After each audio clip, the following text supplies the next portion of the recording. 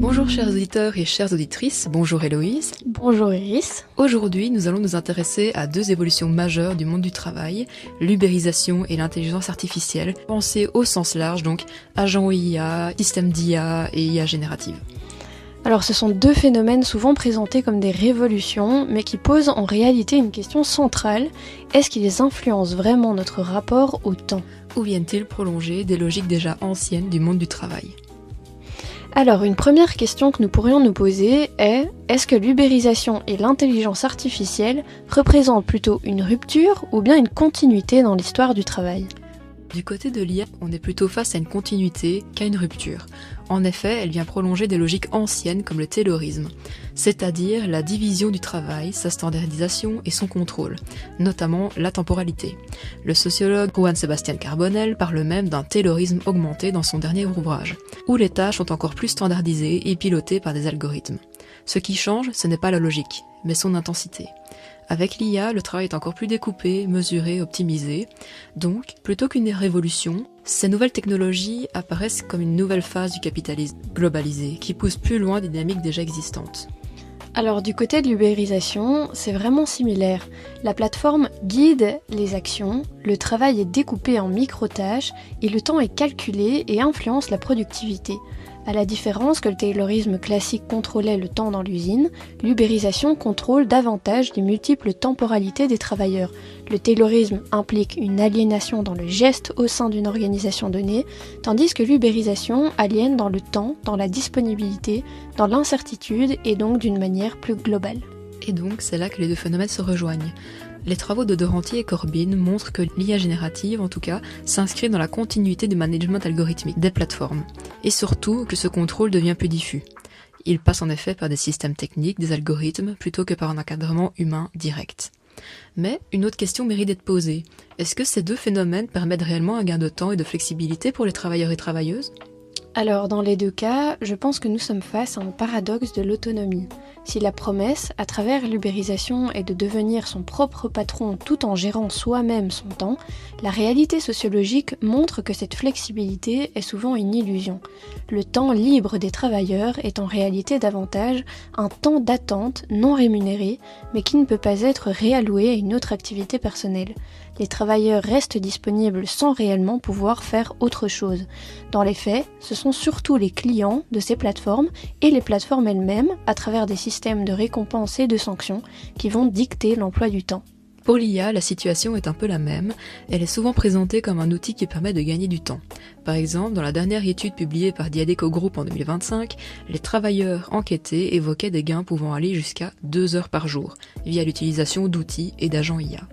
Mais en réalité, ce temps est rarement du temps libre. Oui, il est réutilisé pour travailler plus. Exactement.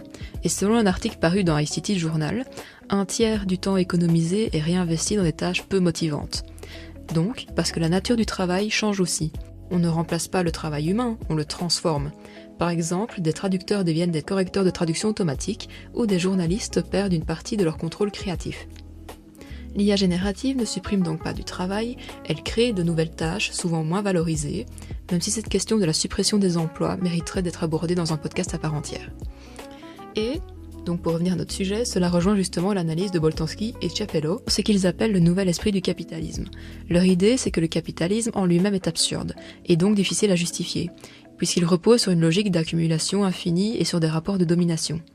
Donc il ne peut se maintenir que si les individus ont de bonnes raisons d'y adhérer, qui prennent la forme de promesses d'autonomie, de flexibilité et d'épanouissement.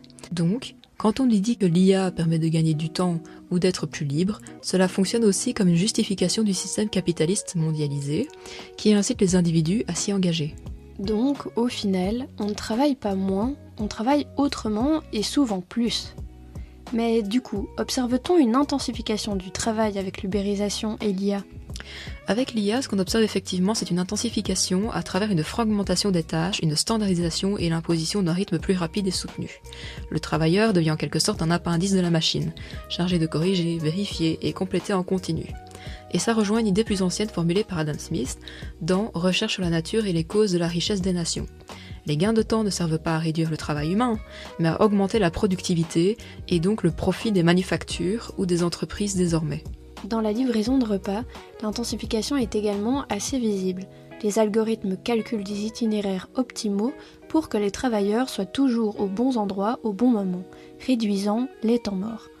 Le rapport au temps est transformé par la logique du paiement à la tâche. L'employeur ne paie que le temps productif, et donc ça laisse à la charge du travailleur tout le travail invisible, comme la recherche de livraison, l'attente devant les restaurants, ou encore l'entretien de leur matériel. Autrement dit, le temps gagné est transformé en nouvelles exigences. Et concrètement, ça se traduit par plus de dépenses de travail pour un temps donné, donc plus de charge mentale et une pression temporelle accrue. Mais, en parlant de flexibilité, qu'en est-il de la séparation entre temps de travail et temps privé ? Alors, l'ubérisation contribue à une colonisation du temps libre. La plateforme renforce la disponibilité en permettant de s'y connecter à n'importe quel moment. Le système favorise le sentiment de peur de rater une opportunité ou de voir baisser sa note, ce qui incite les travailleurs à rester en ligne afin de surveiller les moments rentables et d'optimiser son temps. Le temps privé devient alors un temps mobilisable à tout moment. Même sans travailler, on reste orienté vers la possibilité de travailler. Et avec l'IA, le travail devient à la fois plus rapide, mais aussi plus diffus. On peut réaliser certaines tâches plus vite, mais aussi à n'importe quel moment. Résultat, la frontière entre temps de travail et temps privé devient de plus en plus floue.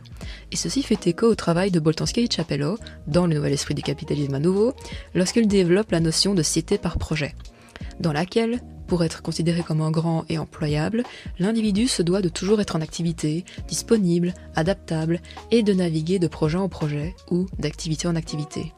L'IA générative et l'ubérisation deviennent ainsi des outils ambivalents qui permettent de tenir ce rythme, de travailler plus vite, mais elle rend aussi possible cette exigence d'activité continue. Au lieu de libérer du temps, elle contribue à étendre le travail dans le temps. On ne parle plus vraiment de journée de travail, mais plutôt d'un continuum d'activités dans lequel le temps privé perd progressivement sa fonction de repos, de rupture et de mise à distance vis-à-vis du temps productif. Mais alors, qui contrôle ce continuum d'activités et le temps de travail ? Alors, tout d'abord, il faut savoir que l'IA n'est pas neutre, c'est aussi un outil de contrôle. Comme les travaux de Doranty et Corbin, et dans une certaine mesure ceux du sociologue Carbonell montrent, on est face à une forme de management algorithmique. L'algorithme organise le travail, fixe le rythme, évalue les performances. Et contrairement à un chef classique, ce contrôle est moins visible, moins permanent. On peut dire que l'algorithme devient une forme d'employeur invisible. Mais je laisse Héloïse approfondir cette question puisqu'il s'agit d'un phénomène constitutif de l'économie de plateforme. Oui, effectivement. On remarque que le contrôle est passé d'un contremaître humain autrefois à une infrastructure évaluative aujourd'hui. Le travailleur n'est plus simplement surveillé, car c'est à travers des boucles de rétroaction cybernétique, c'est-à-dire le système qui permet d'optimiser en temps réel les interactions entre offreurs et demandeurs de services, pour ce qui est de l'ubérisation, que la plateforme influence les comportements des travailleurs. Si le livreur refuse trop de tâches ou n'est pas assez rapide, il perd l'accès aux meilleures missions. Il y a un système également de notation où après chaque transaction, le client évalue le chauffeur et inversement. Une mauvaise note pénalise le prestataire, l'incitant à améliorer son service pour rester dans la course. C'est une forme de subordination diffuse mais puissante. Le travailleur semble libre de choisir ses horaires, mais l'algorithme lavera en quelque sorte le contrôle à travers les évaluations des clients. Comme pour l'usage de l'IA, les travailleurs deviennent des rouages d'un système qu'ils ne comprennent pas toujours à cause de l'opacité algorithmique et on observe ainsi une érosion de la temporalité du raisonnement. Et apparaissent donc ici des normes réactualisées de performance et une pression temporelle accrue. Et en fin de compte, on pourrait encore se demander si ces évolutions technologiques produisent de nouvelles inégalités dans notre rapport au temps. Que peut-on dire là-dessus ? L'ubérisation produit une asymétrie temporelle flagrante. Le client gagne du temps alors que les livreurs en dépensent. Cette synchronisation, si on peut dire, se fait au détriment du travailleur. Celui qui a le pouvoir est celui qui contrôle le temps de l'autre. Le client attend son repas ou son service, mais le travailleur, lui, vit dans une insécurité algorithmique constante, ne sachant jamais quand tombera la prochaine commande. Il y a également des formes d'inégalité entre les livreurs eux-mêmes, car les plateformes créent des sortes de tournois numériques où seuls les mieux notés accèdent à la stabilité, creusant ainsi les inégalités entre ceux qui peuvent se permettre d'attendre et ceux qui doivent accepter n'importe quelle tâche sous-payée pour survivre. Et avec l'IA, on retrouve cette logique. On nous parle de gains de temps dégagés grâce au recours aux outils d'IA, mais en réalité, ce temps est capté par le système productif. Il sert donc à produire plus vite, comme expliqué auparavant.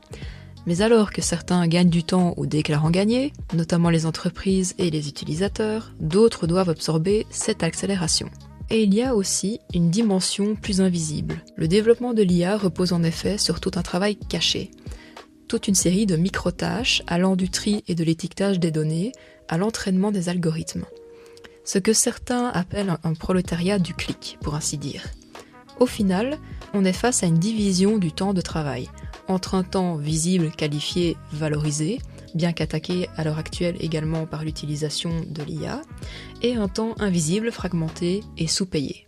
Ceci rejoint encore le travail de Boltanski et Chapello, puisque le système capitaliste globalisé repose sur des travailleurs disponibles continuellement et adaptables de manière constante afin de rester employables, et donc dans la course.